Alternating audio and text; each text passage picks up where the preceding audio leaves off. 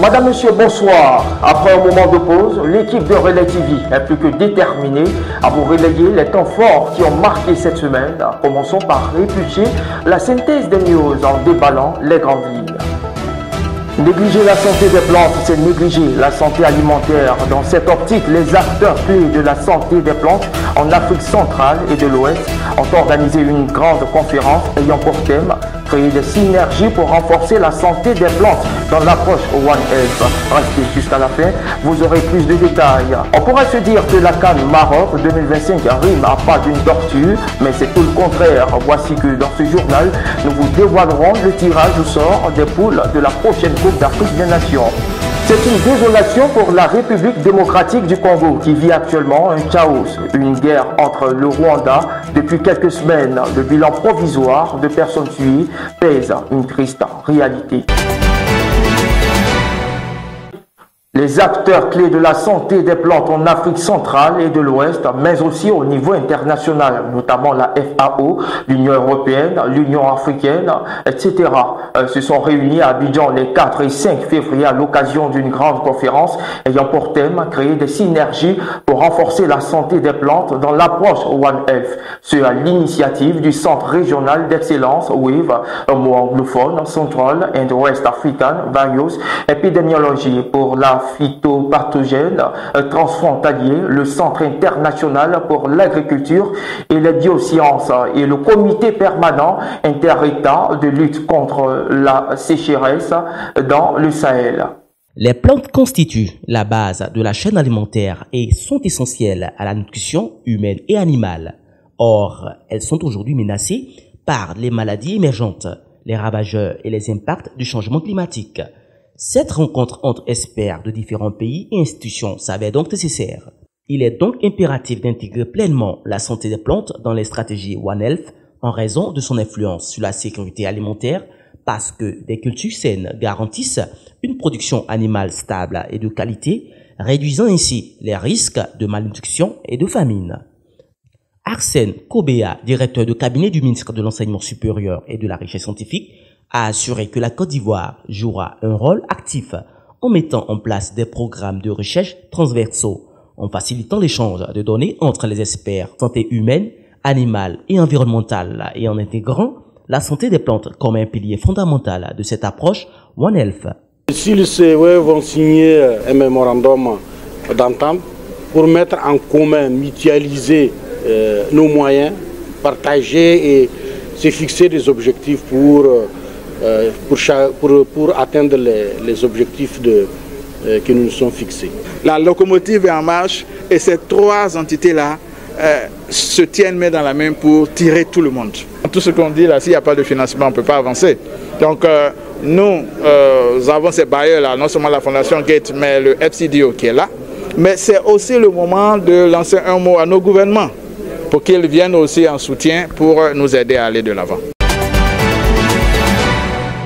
Les éléphants champions d'Afrique en titre héritent du groupe F avec le Cameroun, le Gabon et le Mozambique. C'est le verdict final du tirage au sort des poules de la prochaine Coupe d'Afrique des Nations qui a eu lieu le lundi 27 janvier au Grand Théâtre du Rabat au Maroc. Le récit de Mistoura en Gabon.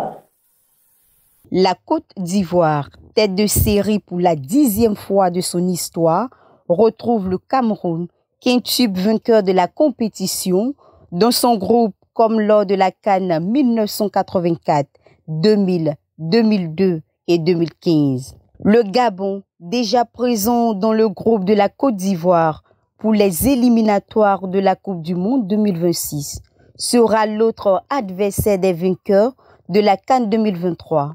Enfin, le Mozambique, pour sa 6e participation à la CAN, tombe de nouveau dans un groupe très révélé.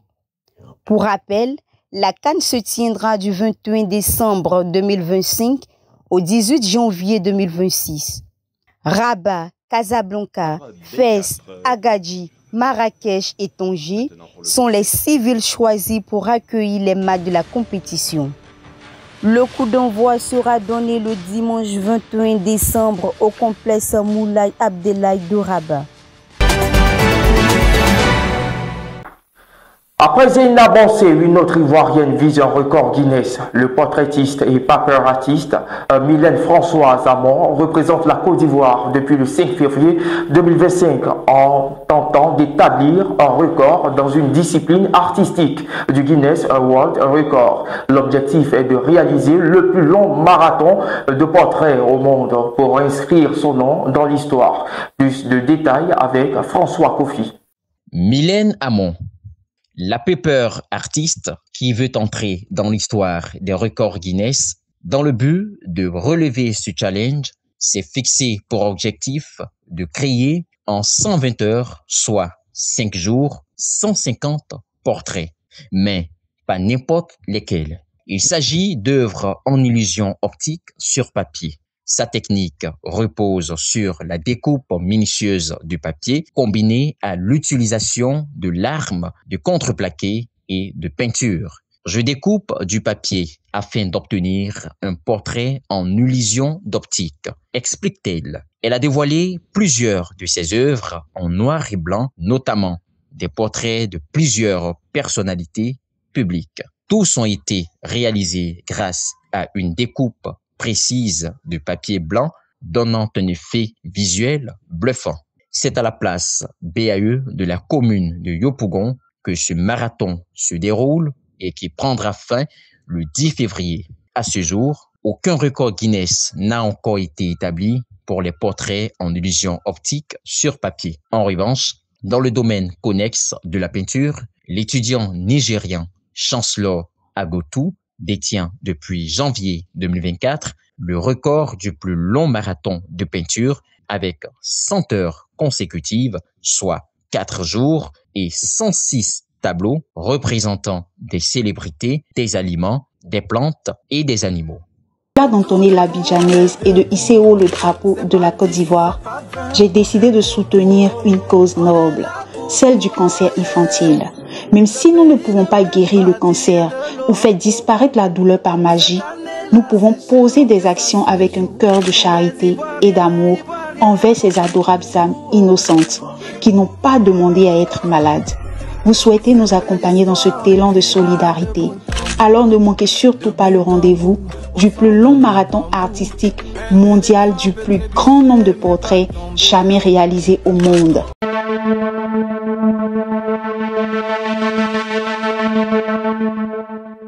Hors de nos frontières, tir à l'arme lourde et combat en pleine ville, cris de blessés pour sauver ceux qui pouvaient l'être dans des hôpitaux déjà saturés et en manque de moyens, cadavres dans le lac Kivu, dans les rues. Le pire est donc arrivé et le bilan toujours provisoire est déjà catastrophique, indique Bounena Sidi Mohamed, le directeur adjoint d'OCHA en RDC. Basé à Goma, au moins 2000 corps ont déjà été enterrés par les communautés et selon les chiffres de l'OMS, il y a 900 corps qui sont toujours dans les morgues des hôpitaux de Goma. De nombreux corps en état de décomposition restent dans certaines zones, notamment à l'aéroport et à la prison de Goma. Le récit de Hugues Yedo.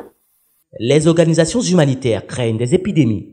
Les défis auxquels les acteurs humanitaires font face sont nombreux, notamment sur les questions sanitaires, les ruptures de stock des stacks mortuaires. Actuellement, 500 sacs sont disponibles, dont 100 sacs pour enfants et 400 pour adultes, a expliqué Bounena Sidi Mohamed, directeur adjoint de l'OCHA, Bureau de la coordination des affaires humanitaires en RDC basé à Goma. En collaboration avec des partenaires pour accélérer cette opération, pour lui, l'enterrement rapide est essentiel pour prévenir les risques sanitaires, notamment les épidémies. Selon les informations, 70% des blessés pris en charge par la CICR sont des civils, 77% blessés par armes à feu, 22% par exposition des armes lourdes. Alors que les combats ont cessé, l'accès humanitaire reste néanmoins complexe et OCHA appelle donc à l'ouverture d'un corridor, voire mieux, la réouverture de l'aéroport de Goma pour permettre l'arrivée de fournitures médicales.